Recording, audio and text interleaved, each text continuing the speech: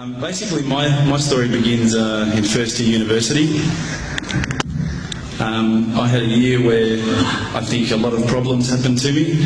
My parents separated that year. My dog died. That was a particularly tough day. Subhanallah. I had 2 car accidents in the space of 1 week. And also, sadly, I had a friend pass away that year.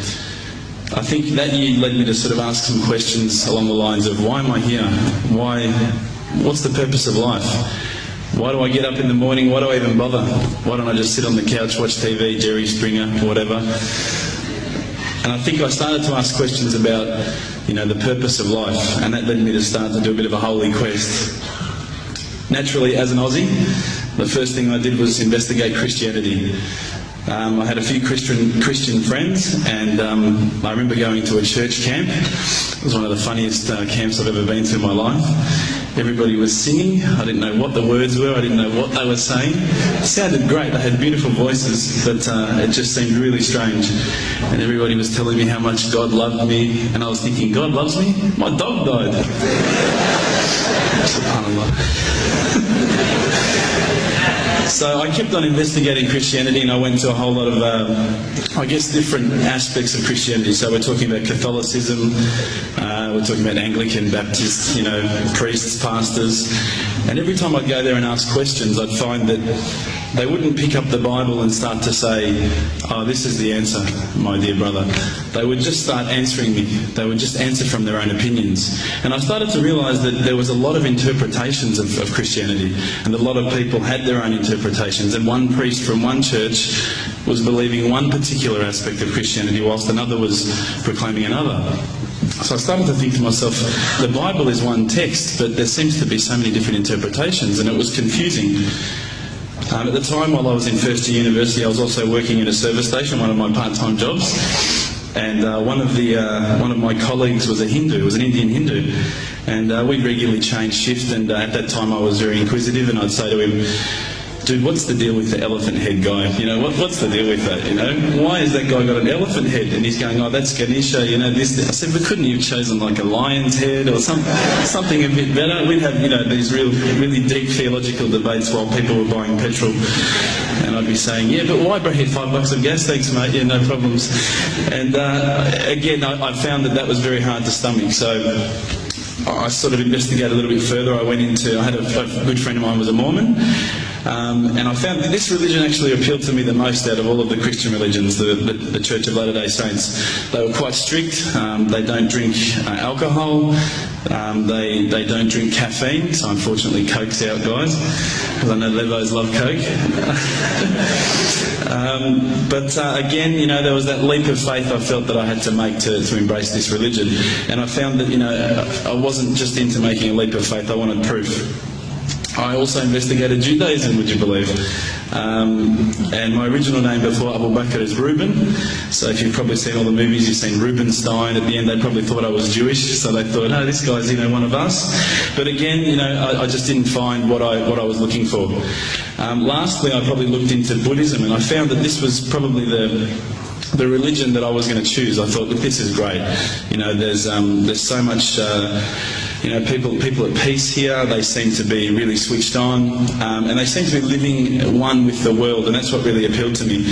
But the more and more I looked into it, I guess I realised that it wasn't a religion of God. It was just a nice way to live. One of my friends, one of my close friends, who's a Christian, would you believe, said, tell me the religions that you've investigated. So I went through them. I said, Judaism, Christianity, Catholicism, Buddhism, Hinduism, He goes, what about Islam? Islam? I go, they're terrorists. I'm not going to investigate that religion. They're crazy. Why would I even look at that religion? But lo and behold, I found myself walking into a mosque one day. This is my eternal quest. So I walked straight in, shoes on, straight across the prayer rug. There was a brother praying. I walked straight in front of him. As he went to go into sujood, I almost stepped on his head.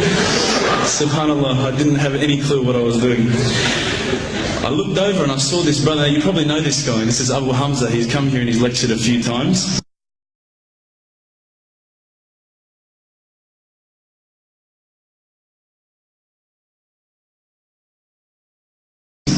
subhanAllah, I call him Abu Da'an because he's got a very large beard, mashallah. He came walking out towards me and I thought, today I'm about to die. This is the last day of my life. I'm a dead man. I'm a white boy in Leadland. What am I going to do here? I'm dead. He came walking across as though he just walked out of the Sahara Desert. Big abaya, big beard. But subhanAllah, the first words he said were, "G'day mate, how you going?" If only he had the can of VB, it would have been perfect.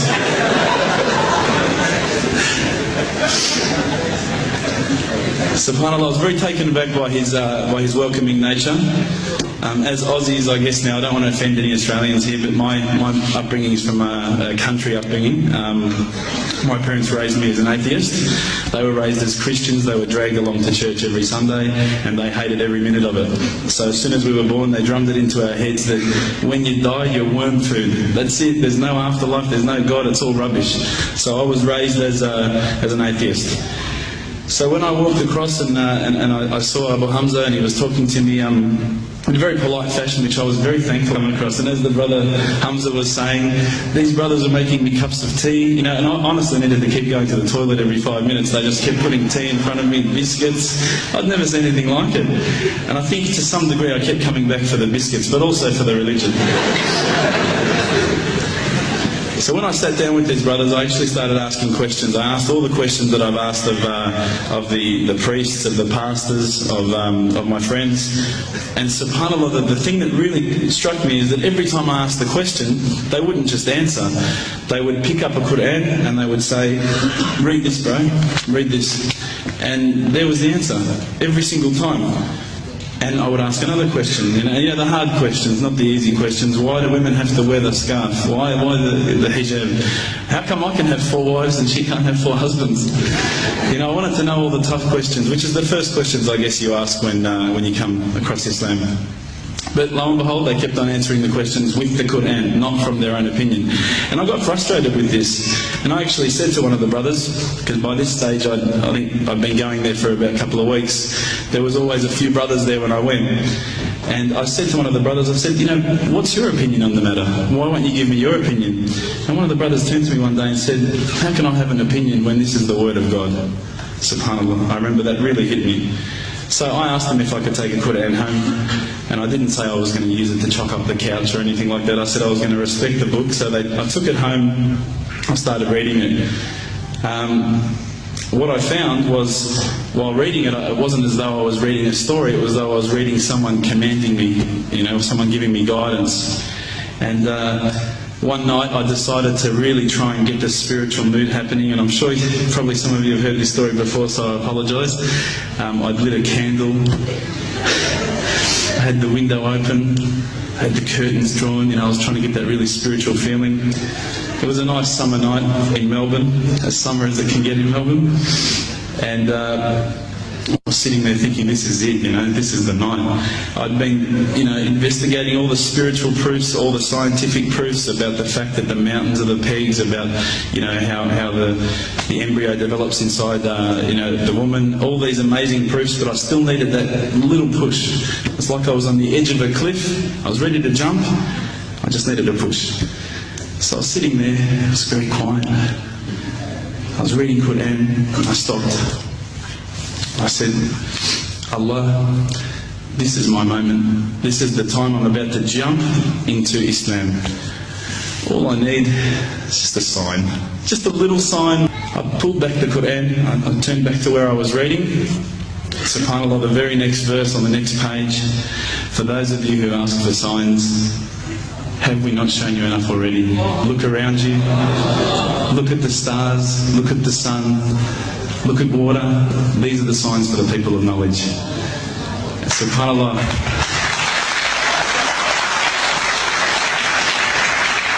I threw the doona over my head and I pretended I was asleep. I was that scared because I couldn't believe how arrogant I'd been to want my own specific sign when all the signs had been there for me all along. The fact that we have this world, the fact that there is this creation, these are the signs for all of us. The next day I decided, this is it, I'm becoming a Muslim. I've been investigating Islam now for probably about 6 months, to be honest. I went in and I said to myself, this is it, I'm going to make shahada. I had no idea what I had to say, I had no idea what the words were. It was probably close to Isha prayer, so it would have been, 7, 8 o'clock at night. I went in and I couldn't believe it, there was about 1,000 people at the mosque. I thought, subhanAllah, look at this religion. Look at how strong they are. It was the first night of Ramadan. So I sat there and I was very nervous, I must admit. I got up and this person's going to me, you got to say these words, bro, ashhadu. I'm going, what? Ash what?